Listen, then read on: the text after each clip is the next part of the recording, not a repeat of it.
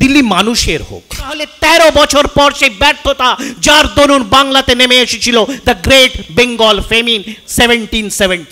বর্ধমানের রাজার নাম করে অন্য কার গলায় একটা মূর্তিতে মাল্যদান করে এসেছে, একটা জমিদারি মানসিকতা। মঞ্চে উপস্থিত আজকের মডারেটর ঋতব্রত, আমার দলের এবং অন্যান্য সকল দলের আমার সহকর্মীরা, উপস্থিত শ্রোতাগণ এবং যারাই আজকের এই বিতর্ক সভাটা আয়োজন করেছেন, সেই কর্তৃপক্ষকে আমার ধন্যবাদ যে আজকে এখানে বলার সুযোগ দেওয়ার জন্যে।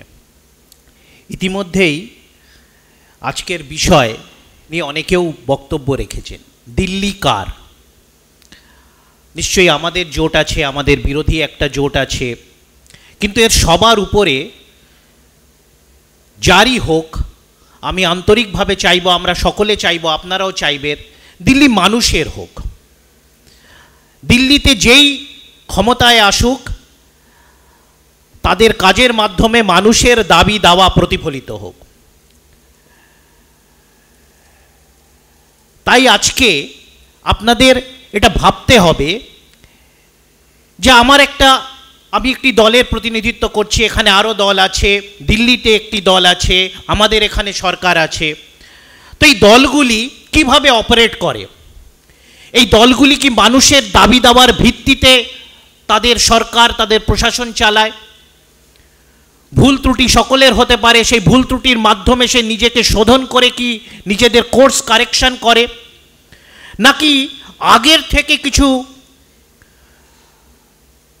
ঠিক করে নেওয়া, তাদের তথাকথিত নীতি, তাদের তথাকথিত রেজিমেন্টেশনের যে আদর্শ, তার ভিত্তিতে কিছু এজেন্ডাকে বাস্তবায়িত করা। আজকে আপনি দেখবেন যেটাকে কটাক্ষ করা হলো চচ্চড়ি জোট। এই শব্দ চয়নের মাধ্যমে চূড়ান্ত একটা বিদ্রূপ আছে জনগণের প্রতি, গণতন্ত্রের প্রতি। তার জন্য এই নামগুলো হয় রাজমাতা, জাস্টিস, এবং বারংবার সেগুলো ফিরে ফিরে আসে। কিন্তু যখন সেই রাজমাতা, যদি সেই রাজমাতার লেগাসিটার সাথে তার ঠিক 13 বছর পর যদি বলি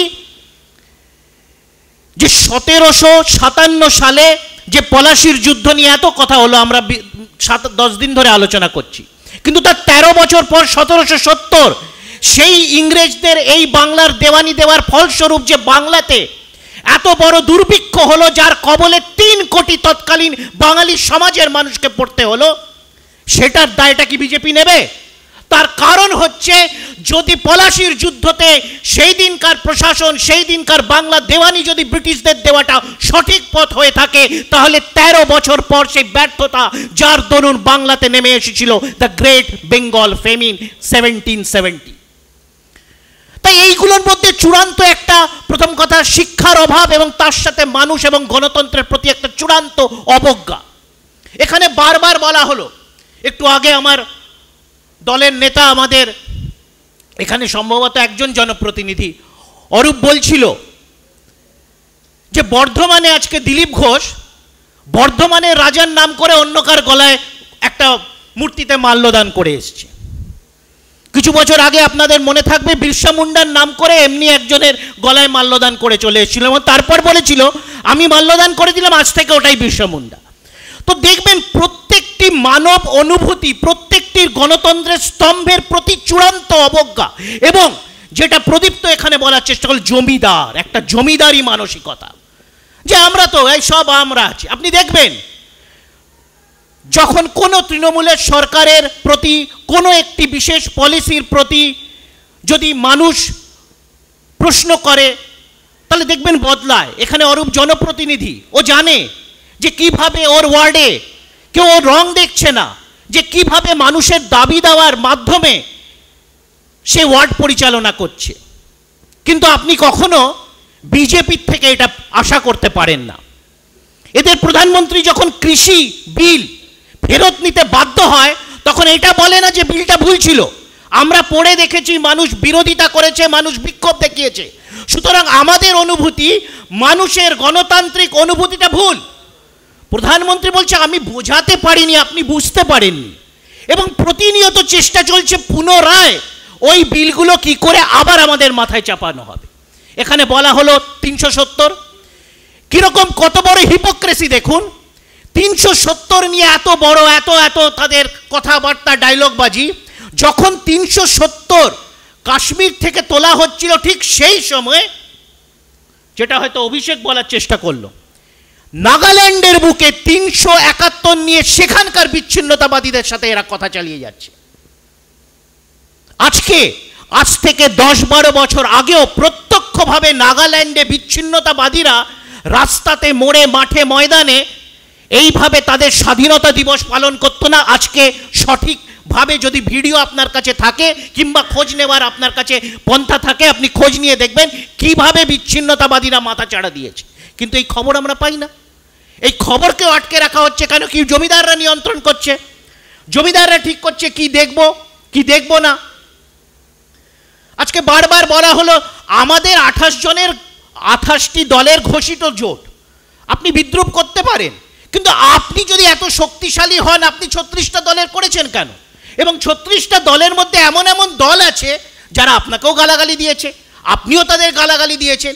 তো বিজেপির প্রতিনিধিরা এখানে এসে কবে কংগ্রেস আমাকে কি বলেছিল বা সিপিএমকে আমি কি বলেছিলাম, সেটা যদি আপনাদের জন্য এতই গুরুত্বপূর্ণ বিষয় হয়ে থাকে, তাহলে আপনি আরএলডি বিরুদ্ধে কি বলেছিলেন, আপনার নেতা নীতিশ কুমারের বিরুদ্ধে কি বলেছিলেন, রাজ ঠাকরে নিয়ে আপনাদের মূল্যায়ন কি ছিল, একের পর এক আমি পুরো তালিকা বলতে পারি। এবং এত দৈন্য দশা যে উনাদের এই 36 না 38 দলের মধ্যে এমন দল আছে যাদের এখনো নির্বাচন কমিশনের পক্ষে রেকগনিশনটুকু নেই।